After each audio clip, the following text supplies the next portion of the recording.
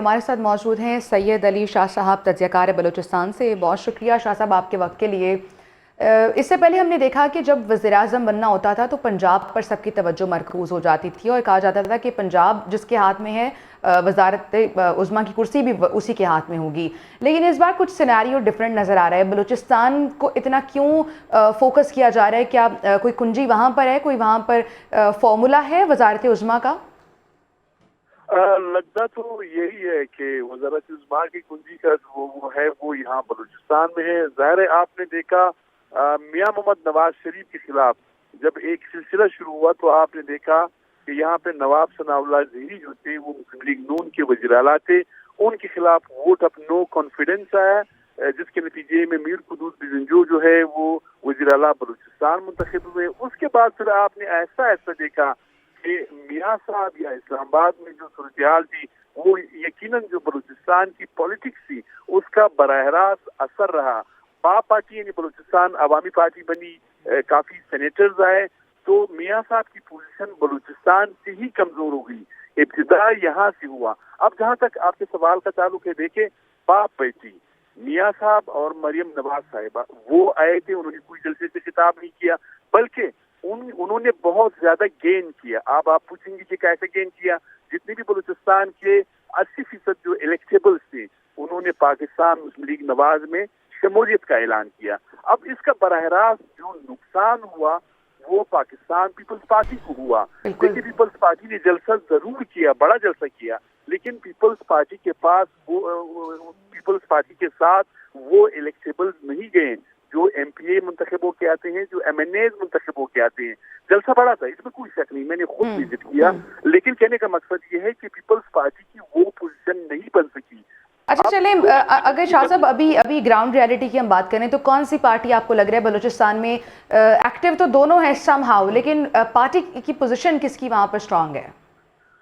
دیکھیں اگر ورکرز کی بات کریں تو پاکستان پیپلز پارٹی کمپیریٹیولی اگر ان دو جماعتوں کا ہم موازنہ کریں تو پیپلز پارٹی کا ورکر بلوچستان کے مخصوص علاقوں میں موجود ہے، لیکن مسلم لیگ نون کے ساتھ ان کے پاس یہ ایج ہے کہ ان کے پاس ایم پی ایز اور ایم این ایز ہوں گے فیوچر میں، یعنی ان کے پاس الیکٹیبلز ہے۔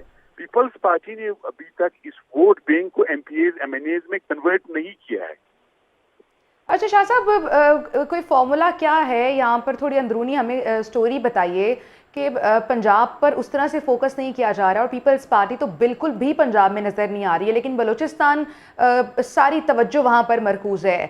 کیا نیا کوئی پرائم منسٹر وہاں سے آنے والا ہے، یا کیا اس کے پیچھے ریزنز ہو سکتی ہیں؟ دیکھیں جہاں تک پرائم منسٹر کی بات ہے تو میرے خیال میں جنرل الیکشن کے بعد بلوچستان سے پرائم منسٹر آنے کا امکان نہیں ہے، لیکن کہنے کا مقصد یہ ہے یہاں پر چونکہ جو سیاسی صف بندیاں بلوچستان میں ہوتی ہے اب یہ ایک دہائی سے ہم دیکھ رہے ہیں، ان صف بندیوں کا براہ راست اثر جو ہے وہ اسلام آباد پر ہوتا ہے۔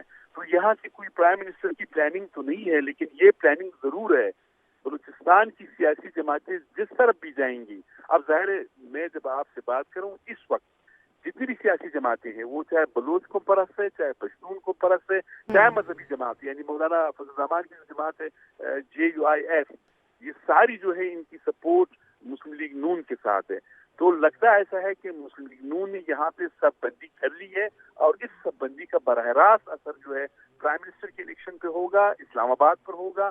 بلوچستان کی جو سیاست ہے، چھوٹا صوبہ بڑی خبریں، چھوٹا صوبہ پلاننگ بہت بڑے، اس کا براہ راست اثر جو ہے وہ اسلام آباد پر ہوگا۔ تو شاہ صاحب جو باپ پارٹی ہے اس کے وہاں پر کیا پوزیشن ہے؟ جس طرح سے ہم نے دیکھا آدھی پارٹی نون لیگ میں شمولیت اختیار کر چکی ہے، آدھی پیپلز پارٹی کے ساتھ چلی گئی ہے، ان کی وہاں پر ابھی کیا سٹیٹس ہے؟ دیکھیں جو باپ پارٹی ہے وہ تو ظاہر ہے ان سے کوئی 60-70% لوگ نکل کے وہ تو مسلم لیگ نون میں چلے گئے ہیں، اسی طرح کچھ پیپلز پارٹی میں بھی کوئی 10-15% چلے گئے ہیں، لیکن باپ پارٹی اس وقت بھی برقرار ہے۔ یعنی اس بلوچستان کی ظاہر 65 نشستیں ہیں صوبائی اسمبلی کی، اس میں ایسا لگ رہا ہے ہم جو کیلکولیشن کرتے ہیں کہ 4-5 صوبائی اسمبلی کی اور 1-2 قومی اسمبلی کی نشستیں باپ پارٹی کی اب بھی بلوچستان میں ہوں گی۔ اچھا شاہ صاحب، آپ کی بڑی گہری نظر ہے بلوچستان کی پالیٹکس پر، وہاں کے جو حالات ہیں ان پر، جو فروری میں الیکشن ہونے والے ہیں 8 فروری کو، کون سی پارٹی آپ کو لگ رہا ہے کہ بلوچستان میں برسر اقتدار آئے گی؟ دیکھیے دو سیاسی جماعتیں، ایک تو پاکستان مسلم لیگ نون ہے، اس کی پوزیشن مضبوط لگ رہی ہے کافی، یعنی 1 درجن سے زائد الیکٹیبل جو ہے وہ نون میں جا چکے ہیں. دوسری طرف جو ہے جمعیت علماء اسلام فضل اللہ ماملو، ان کا بھی پوزیشن مضبوط ہے. پہلے جے ایف جو تھی وہ بلوچستان کی جو پشتون ڈومینیٹڈ ایریا سے وہاں پر ان کا اثر تھا.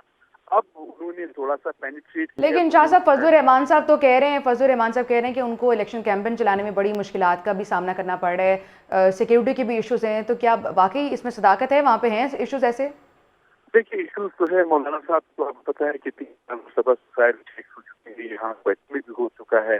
یقیناً صاحب کو یا ان کے جو کینڈیڈیٹس جتنے بھی ان کے حافظ عبداللہ صاحب کو آپ نے دیکھا کہ مستقل جنوب ان پہ اٹیک ہوا، سوسائڈ اٹیک ہوا، تو صحیح، یعنی ایشوز ہیں. بہت بہت شکریہ. سید علی شاہ صاحب ہمارے ساتھ موجود ہیں.